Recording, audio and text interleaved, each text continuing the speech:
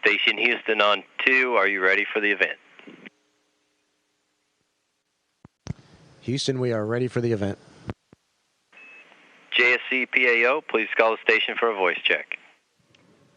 Station, this is JSC PAO. How do you hear me?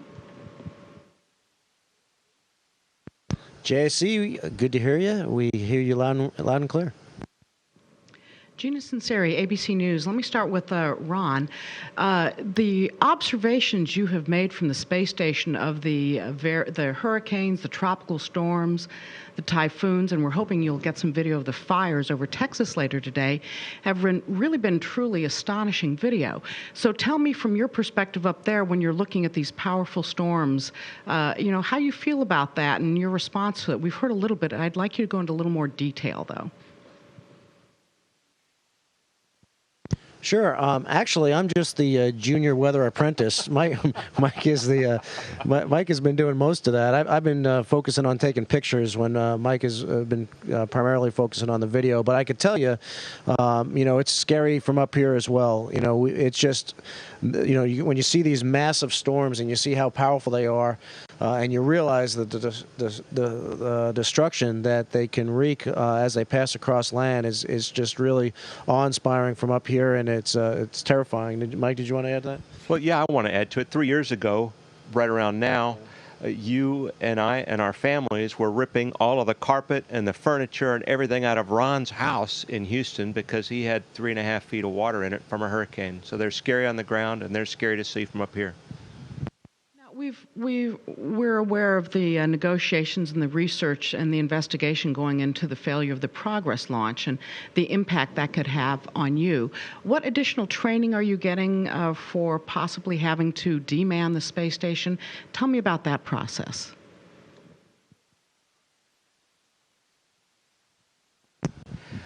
We're just as the investigation is kicking off and it's finishing up its second week now, there's a lot of work yet to do in that arena. The team's mostly on the ground. There's a lot of efforts going on to look at all of the different options that could possibly come into play. First, obviously, we're going to have a short handover with the new crew, if any at all. It's possible we will have a station without people on it for a hopefully short period of time. And those plans, we haven't started anything specific up here pertaining to that, except for maybe documenting some of the things that we do on video so that we can use video products for part of the training for the next crew. We'll be getting into the details of what it takes to turn out the lights in the weeks ahead. And Ron, one last question from me for you. You've been talking a lot about the fragile oasis. How does seeing it from up there bring home to you how fragile this planet is? Well, I don't think it's possible to look at the Earth from up here without being moved in some way. And looking down at the Earth, we've been saying this for 50 years. We've been coming to space for 50 years, and everybody that sees this, has a very similar thing to say, in that they're just struck by the fragility of our planet, the thin atmosphere and everything else. And we always say that you can't see borders from space as well, but apparently you can. I've got some pictures that show some border scenes at night that I'm going to get out very soon. But the point is not, whether or not we can see a border from space. The point is whether we can look down at the Earth and empathize with the struggles and the challenges that everybody faces on the planet. And that's something that's, I think, really apparent up here, is when you look down and you're just struck by this beauty, which really is indescribable. And HD cameras and everything that we have, all the technology we have, really doesn't do it justice. We get as close as we possibly can, but you're struck by this beauty on the one hand, but then you also, are faced with the, unfortunate realities of life on our planet for a lot of its inhabitants. And I think, that's the main thing that, over the last 5.5 months of being up here that I've taken from this is, that we're all in this together, that we've got big challenges to solve on our planet. But one of the ways that we can do that is through the international cooperation propulsion that we've proven on the International Space Station and this amazing research facility that we have built. So, really good question, and I'm looking forward to try and explain as best I can when I get back to Earth what we've experienced up here. This is Jill Tolk representing the Times-Tribune newspaper in Scranton, Pennsylvania. A two-part question for Ron. How would you describe the importance of hometown support for station astronauts, especially now that shuttle has retired? And could you give an example of how your wife's relatives have supported you and her from Scranton over the past 6 months? Well, hi Jill, and hi to everybody in Scranton. It's good to be talking to the people of Scranton. It's a wonderful, wonderful place, very near and dear to my heart. I had the happiest day of my life there when I got married there a very long time ago. But the hometown support is critical. I really think it is. I mean, just support on the ground, period, is really important up here. We are isolated. We are off the planet. We have a lot of technology to keep us connected. We have the internet, and we have the phone and video conferencing and everything else. But, we're not seeing flocks of birds fly by. We're not smelling the flowers. We are not living on Earth. We're not experiencing life on Earth. And it's something that we really, really miss. And one of the ways that, we can overcome that and still feel connected is through the support that we get from our hometown and from our family and our friends. And I have regular contact with family members in Scranton. Every time we fly over Pennsylvania, I'm there at the, plastered to the window with my cameras trying to get good shots of Scranton and the surrounding areas, because it's a very, as I know that a very, very beautiful part of the country. So thanks for that question. Thanks for the good words. As you know, Chris Ferguson is a native of Philadelphia. What would you like to especially share with readers in Scranton regarding your shared experience on 135 when they visited, and also shuttle's retirement, especially from your unique perspective on orbit?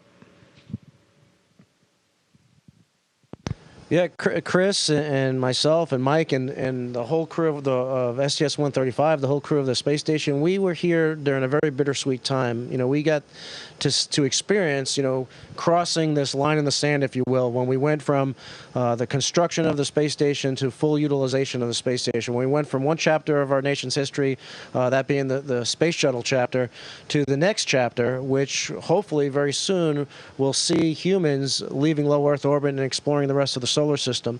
So it was very bittersweet, to see the end of the shuttle program on one hand, but to see all the opportunities that lie ahead, and to see this amazing research facility that we've constructed. We, being the 15 nations of our international partnership, have constructed up here. And Chris and I and everybody on board, we kind of reminisced, and we kind of discussed and postulated, what was going to happen next, what was going to happen down the line. And, we are very, very optimistic, and we're very excited about the discoveries that are going to be made right here, right on this orbital facility, because we're conducting research here that simply can't be conducted anywhere on Earth.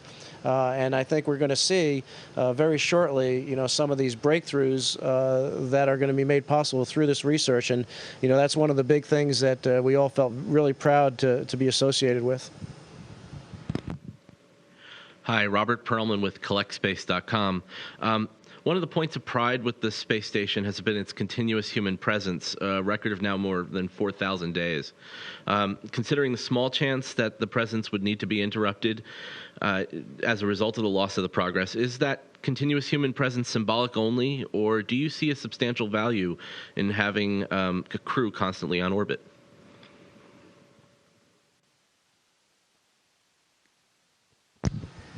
Yeah, Robert, good to talk to you. I think that it's a source of pride, the fact that we've kept crews up here continuously for over 10 and a half years. Maybe it's close to 11 years now. Is it 11 years? Close. I think we're getting there. It's a source of pride. I think it's important in many ways too. The space station does require some care and feeding, and so it's important for us to be here if we possibly can. If as events unfold, if that's not possible and we have to shut it down for a little while, we're going to do our best to leave it in the best possible condition. to make it through that downtime and have it prepared for the next crew to open the doors, turn on the lights, and come on aboard. And sort of work off that question, with the talk of demanning the space station, the end of the shuttle, high-profile robotic missions to the Moon, Mars, and Jupiter, robotics on the space station, including Dexter and Robonaut, and even a recent observation by a popular science fiction blog that the fall 2001 TV season is the first time there'll be no TV show featuring people on spaceships. Do you feel there's a risk of the public starting to deassociate humans with space exploration, and what do you think can or should be done to reverse that trend? Boy, I'll give that a try. Is there a risk? Perhaps. There's really nothing that beats, the power and majesty of a space shuttle launch to get your attention. Off of American soil, and that's really an attention getter. It's huge, it's dramatic, and it's over for now. And so it's a little different when we're taking off on a different rocket on in a foreign land, and so I understand that. But we're not here for publicity or those kind of things. We're here to get a job done. Our nation asks us to do this, and we're here to do that job, to take care of the space station and to produce the results from all of the different experiments and investigations that are ongoing to the best of our ability. I think that we need to continue to do a good job of telling the story, explaining why we're here and what we're doing, as well as sharing some of the adventure of space, looking out the windows to marvel at the planet below us, at the stars in the heavens above. And I was speaking with Apollo 15 command module pilot Al Warden, who spoke about the value of putting humans into lunar orbit to do observations of the surface below. Of course, the space station serves a similar purpose for observing the Earth, but so do satellites. So what do you see as the advantage of having a human behind the camera, in other words, yourself, that satellites do not capture or provide? Oh, Robert, that's a really good question, and it kind of goes, it's very similar to the question that Mike just answered. We've always had robotic exploration, and we've had human exploration, and I think what we're seeing now and what we're proving now is that the most effective form of exploration is a collaborative form with both robotics and humans together, and I think we're really seeing that now. Earth observation satellites serve a wonderful role, and they're very important. But there is something to be said for looking out the window and spotting a fire and grabbing a camera and taking a picture just because we happen to be here and we happen to be looking out the window. There's also a feeling that you can get when you're up here, and we try as best we can with our video and our cameras to capture that feeling, to capture not just the views, not just the ones and zeros on the digital media that we have here, but to actually capture this moment, capture this experience as best we can, to try and show you what we're seeing. And you really can't do that from a satellite being controlled from the Earth, because it's just a different view. That person who's controlling that, or that algorithm, that computer program that's controlling that, is not experiencing it like we are.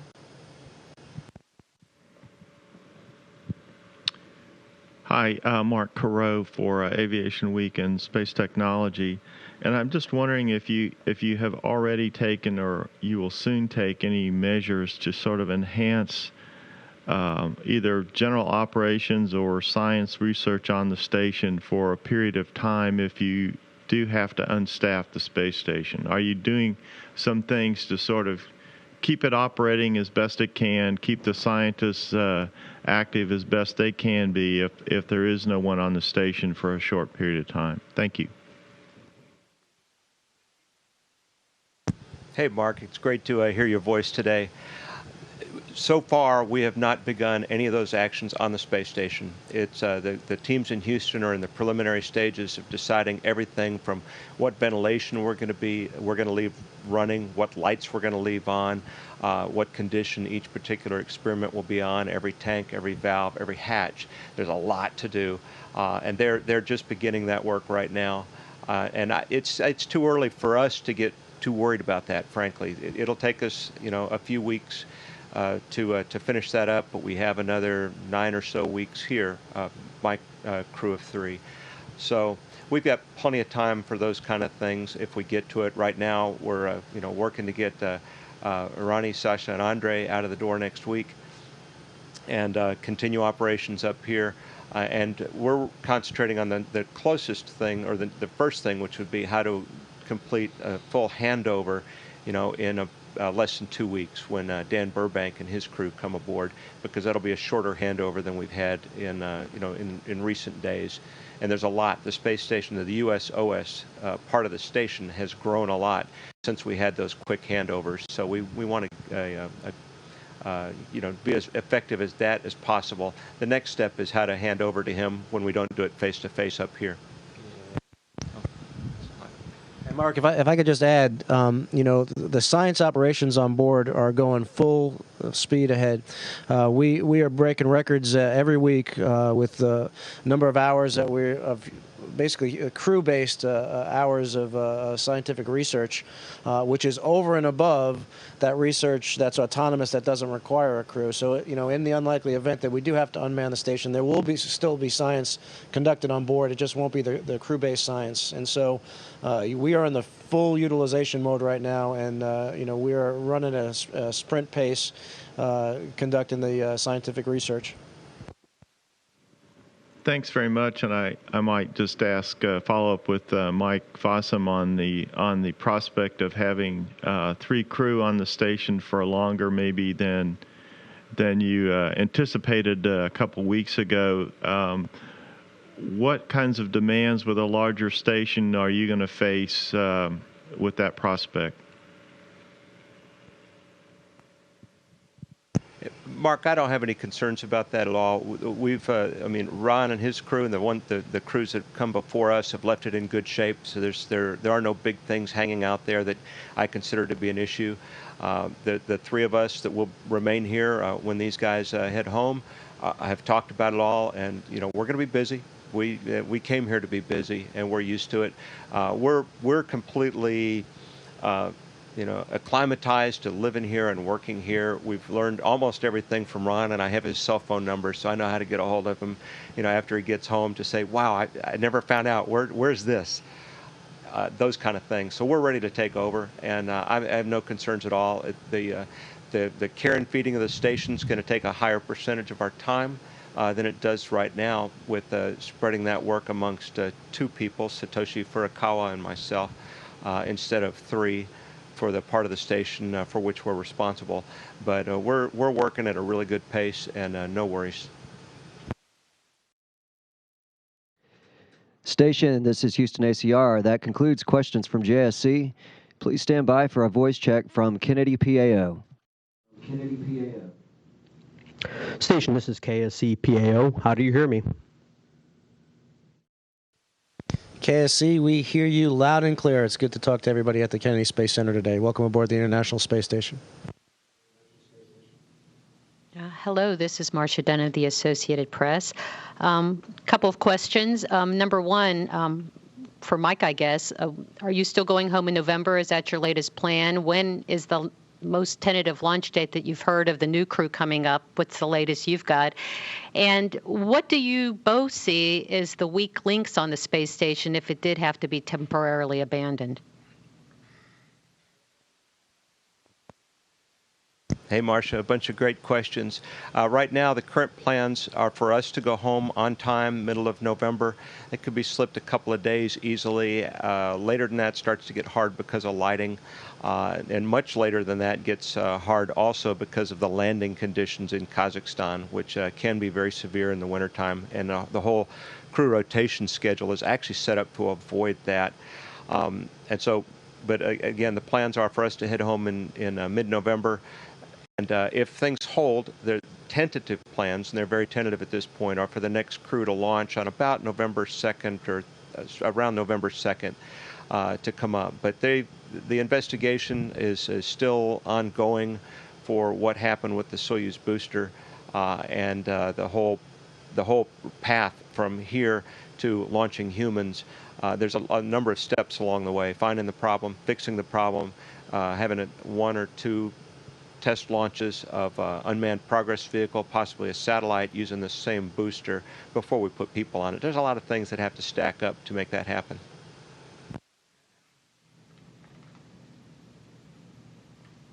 Oh, and I'm sorry, Marcia, I missed what kind of things do we think we would need to do to prepare the space station for to be unmanned for a period of time.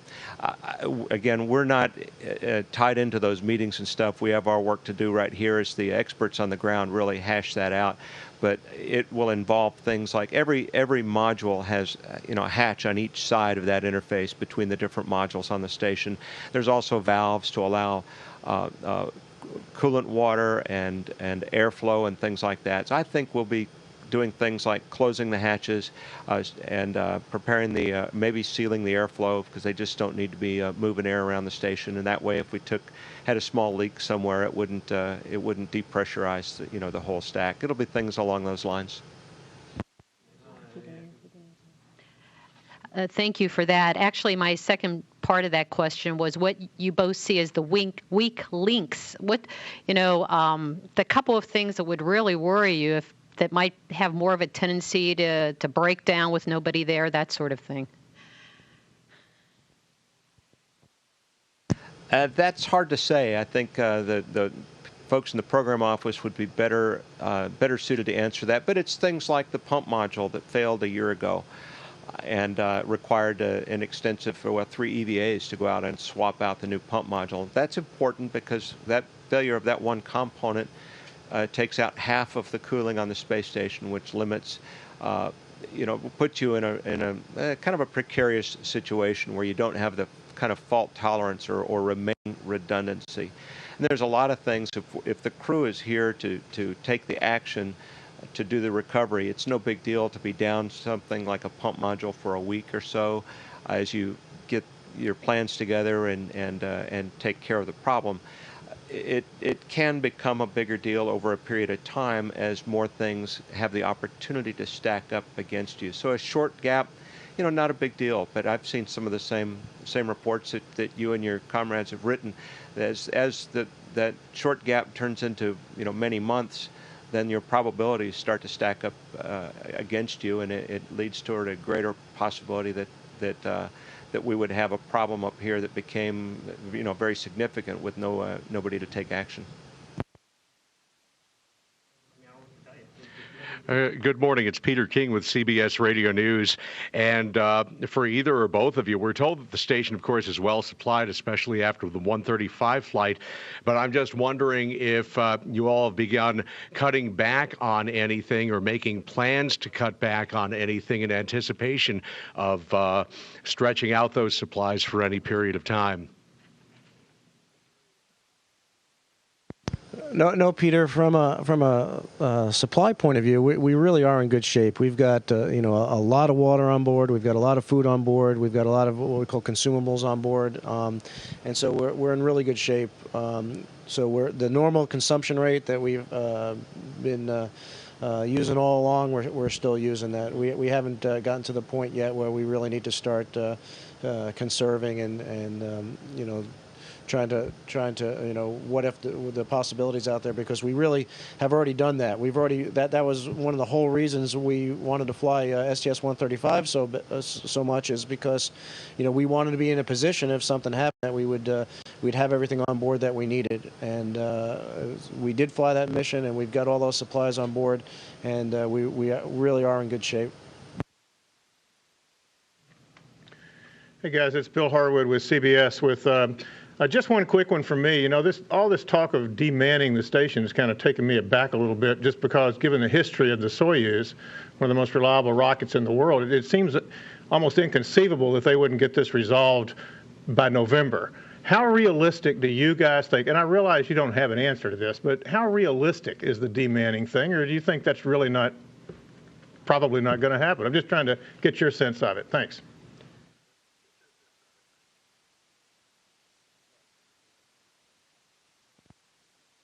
Hey, Bill. Well, you've been around this business longer than I have. You know that it's a complicated thing. When you've got a problem with a rocket where it stops functioning, in flight, and shuts down, that's a big deal. And so, we're not part of that investigation, but you know what's going on. They're going through that rocket's had hundreds of successful launches without problem. And so you go in and you look and say, what changed? There's not a fundamental design flaw with the rocket. It's worked great. So what has changed? That's the first thing you look for. Was it a hardware change, a component change, or was it a process change? And you hope to find something in those arenas, and that's where you usually do find it. If those things don't pop out, though, then you start looking at harder things, and that gets to be a lot muddier and harder to solve in the weeks that we have, or months, just a few months we have to solve it before it's my time to go home. And so the possibility's there, and there's a lot of details we have to work out before we get there, and that's why the teams on the ground are pushing hard to come up with plans. Again, the ones I think we're going to use are the ones where it's short handover. How do you train people to do all the hands-on stuff that we do in a short amount of time? But you've got to start working ahead. You have to start working right now to say, what if?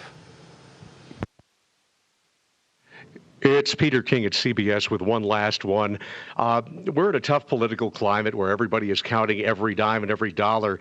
And I'm just wondering if either of you are worried that leaving the station uncrewed might have the politicians thinking about permanently calling it quits and saying, we really don't need to be spending this money.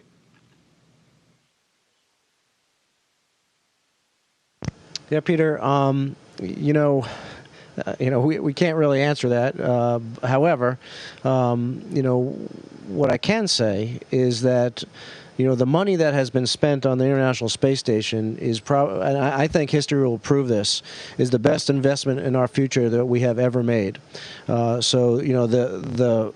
The money that has been invested will be returned, many, many times over in new material, new medicines, just improved life on Earth. Not to mention, the stepping stone to explore the rest of the solar system. That this is a very critical link to doing that.